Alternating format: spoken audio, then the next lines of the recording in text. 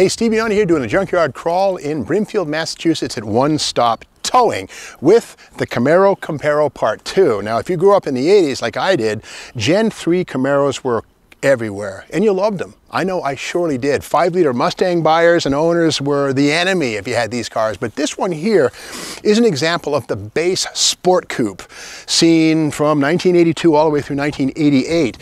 What's notable about this is what you don't see.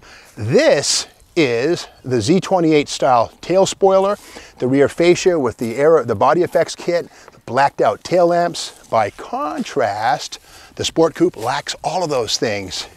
No blackout strip, no wide fascia, no tail, nothing. That said, the hatch is essentially the same, the massive interior the same, and the hydraulic struts that lose their charge and drop the same. Of course, the high back buckets, the center console, part of every Camaro in the Gen 3 family.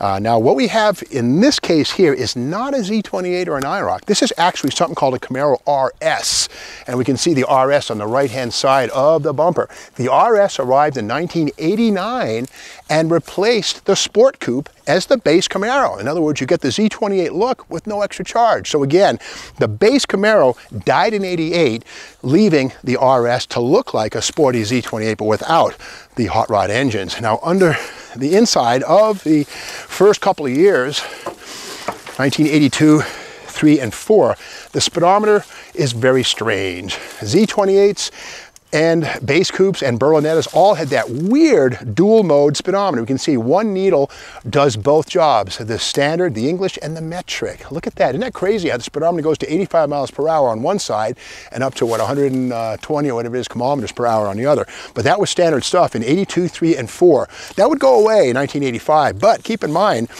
the 85 mile an hour speedometer was seen all the way through 1987. Finally, in 1988, a 110 mile an hour speedometer arrived for non-Z28s, and 140 mile an hour speedometer arrived in 1988 for the IROCs and the Zs. So weird little tiny differences.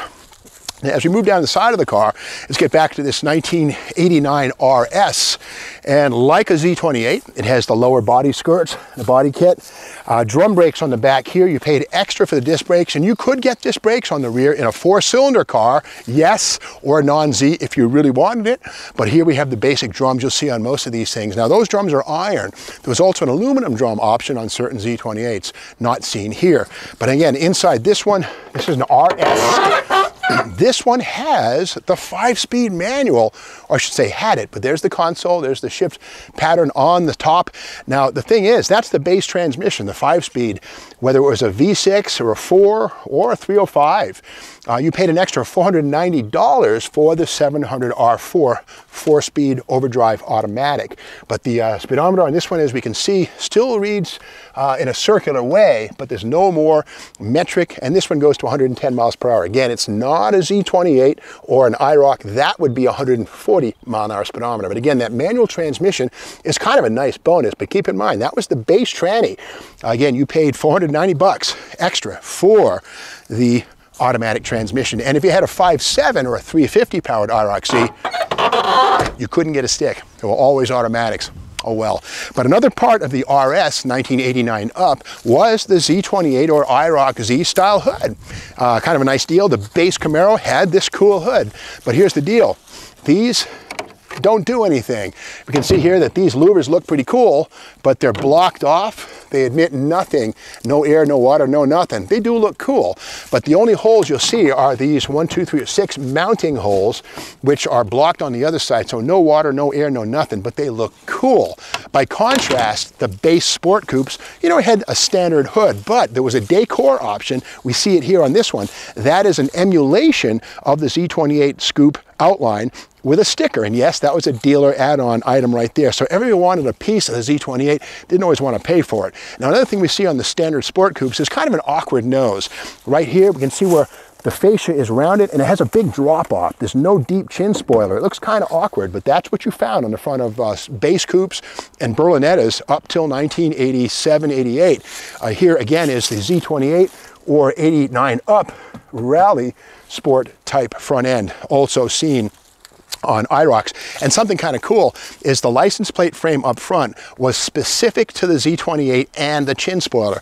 And in fact, in the parts bin, to avoid confusion, the letters Z28 was actually embedded into the license plate frame up front to avoid folks getting the wrong part. Again, the different part would fit onto a non-RS, non-Z, non-IROC sport coupe like this.